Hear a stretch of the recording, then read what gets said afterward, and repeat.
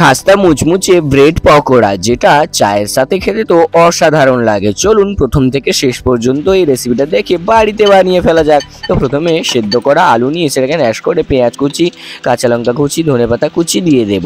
তারপর পরিমাণ মতো লবণ, হলুদ গুঁড়ো, লঙ্কার গুঁড়ো, জিরে গুঁড়ো ও ধনে গুঁড়ো দিয়ে এটাকে ভালো করে মেখে নেব। মাখা হয়ে গেলে এরপর আমরা এটাকে হাতের সাহায্যে ঠিক এইভাবে লম্বা লম্বা শেপ দিয়ে দেব। দিয়ে একটি পাত্রে আলাদা করে রেখে দেবো। এরপর পাউরুটিগুলোকে নিয়ে তার চারিদিকটা ভালো করে ছুরির সাহায্যে কেটে নেব। পাউরুটির চারিদিকটা কাটা হয়ে গেলে এরপর এটাকে আমরা একটি পাত্রে জলের মধ্যে ডুবিয়ে নিয়ে ভালো করে জলটা চুপড়ে সেই আলু শেপটা এর মধ্যে দিয়ে ভালো করে উল্টে পাল্টে মুড়ে শেপ আকারে রেডি করে নেব। তারপরে কড়াইতে সাদা তেল দিয়ে এগুলোকে ভেজে নিলে রেডি হয়ে যাবে স্পেশাল খাস্তা মুচমুচে পাউরুটির পকোড়া। এই রেসিপিটা আপনাদের কেমন লেগেছে অবশ্যই কমেন্ট করে জানাবেন। তারপরে উল্টে পাল্টে ভেজে নিলেই রেডি লাল লাল করে ভাজা চায়ের সাথে খাওয়া স্পেশাল মুচমুচে পকোড়া। রেসিপি ভালো লাগলে কমেন্ট করে সাবস্ক্রাইব করে বেল আইকনে ক্লিক করে অবশ্যই যাবেন। দেখা হচ্ছে পরবর্তী ভিডিওতে, ততক্ষণের জন্য সুস্থ থাকবেন।